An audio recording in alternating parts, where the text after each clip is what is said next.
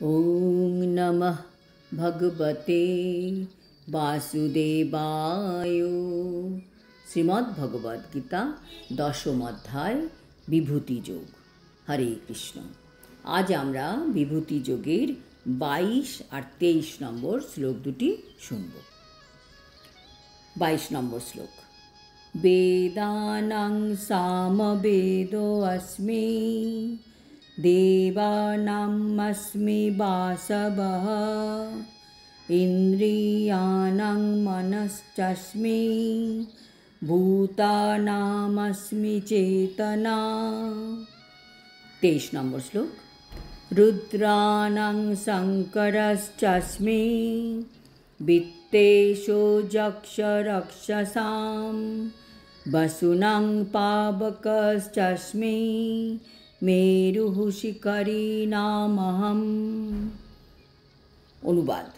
সমস্ত বেদের মধ্যে আমি সামবেদ, সমস্ত দেবতাদের মধ্যে আমি ইন্দ্র, সমস্ত ইন্দ্রিয়ের মধ্যে আমি মন এবং সমস্ত প্রাণীদের মধ্যে আমি চেতনা।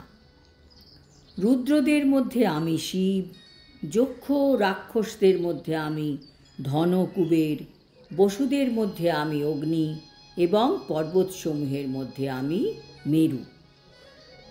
তাৎপর্য। শ্লোক 22-এ কৃষ্ণ বলছেন সমস্ত বেদের মধ্যে আমি হচ্ছি সামবেদ। সামবেদ হচ্ছে খুবই মধুর আর ছন্দবদ্ধ। সমস্ত দেবদেবীদের মধ্যে রাজা হচ্ছেন ইন্দ্র, আর আমি হচ্ছি সেই ইন্দ্র। সমস্ত ইন্দ্রিয়ের মধ্যে মন হচ্ছে সবথেকে গুরুত্বপূর্ণ, যা আমাদের সব কিছুকে চালায়। কৃষ্ণ বলছেন সমস্ত ইন্দ্রিয়ের মধ্যে আমিই হচ্ছি মন। মনকে যদি কন্ট্রোলে রাখা যায় তবে সেই আত্মা প্রশান্ত থাকতে পারে। আবার কৃষ্ণ বলছেন যে সমস্ত প্রাণীদের মধ্যে আমিই হচ্ছি চেতনা। এই প্রকৃতি জড় ও চেতন দিয়ে তৈরি। জড় ও চেতনের মধ্যে পার্থক্য এই যে জীবসত্তার মতো জড়ের চেতনা নেই, তাই চেতন সর্বশ্রেষ্ঠ ও নিত্য। জড় পদার্থ দিয়ে কখনোই চেতনা সৃষ্টি করা যাবে না। যেহেতু আত্মা জীবের শরীরে থাকে এবং সেই আত্মার মধ্যে চেতনা থাকে, তাই শরীর কাজ করে। কিন্তু যেই মুহূর্তে আত্মা শরীর থেকে বহির্গত হয় তখন সেই দেহটির কোনো ভ্যালু থাকে না। তাই ভগবান বলছেন এই জড় শরীরের চেতন স্বরূপ আত্মাই হচ্ছে আমি, কারণ পরমাত্মা রূপে ভগবান প্রত্যেকটি আত্মার মধ্যে বিরাজ করেন। 23 নম্বর শ্লোকে ভগবান বলছেন সমস্ত রুদ্রদের মধ্যে আমি শিব। একাদশ রুদ্র আছেন এবং তাদের মধ্যে শঙ্কর বা শিব হচ্ছেন প্রধান, আর কৃষ্ণ বলছেন আমিই হচ্ছি শিব।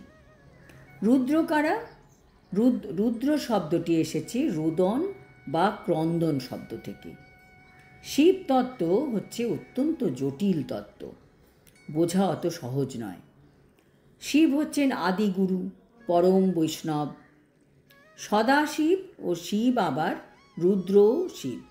সদাশিব ও শিব আবার রুদ্র শিব। কিন্তু সদাশিব হচ্ছেন সাক্ষাৎ নারায়ণের মতন। তিনি হচ্ছেন নিত্যমুক্ত, থাকেন বৈকুণ্ঠে, কৈলাসে।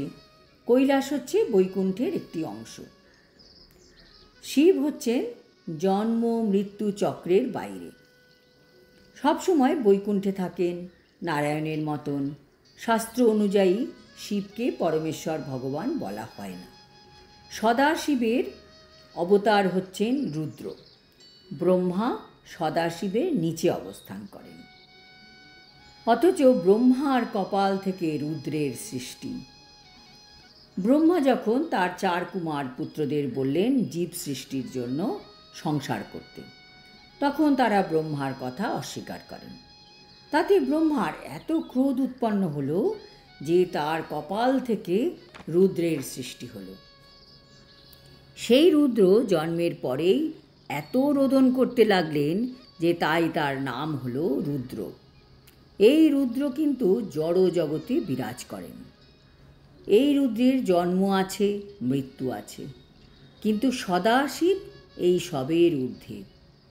এই 11 জন যে রুদ্র আছেন তাদের মধ্যে কৃষ্ণ বলছেন, আমি হলাম শম্ভু। যক্ষ আর রাক্ষসদের মধ্যে আমি হলাম কুবের, আর বসুদের মধ্যে অগ্নি এবং পর্বতসমূহের মধ্যে আমি হলাম সুমেরু। এই সুমেরু কিন্তু পৃথিবীর সুমেরু নয়। এই সুমেরু হচ্ছে একটি অতি সুবিখ্যাত পর্বত, যা প্রাকৃতিক সম্পদে পরিপূর্ণ। শিব হচ্ছেন বিশ্ব ব্রহ্মাণ্ডের তমগুণের নিয়ন্তা এবং তিনি ভগবানের গুণাবতার। যখন ব্রহ্মাণ্ডে প্রলয় হয় তখন শিব তাণ্ডব সৃষ্টি করেন এবং সমস্ত কিছু ধ্বংস করে দেন। আর কুবের হচ্ছেন সমস্ত যক্ষ রাক্ষসদের অধিপতি এবং তিনি সমস্ত ধন সম্পদের কোষাধ্যক্ষ এবং তিনিই পরমেশ্বর ভগবানের প্রতিনিধি। আর 8 জন বসু আছেন, তাদের মধ্যে অগ্নি হচ্ছেন শ্রেষ্ঠ, আর সেই অগ্নি হচ্ছেন ভগবান। এই 8 জন মূলত প্রাকৃতিক উপাদানের দেবতা। আজ এই অবধি। আগামী শ্লোকে আমরা ভগবানের বিভূতির কথা আরও শুনতে পাব। হরি ওম তৎসৎ। হরে কৃষ্ণ।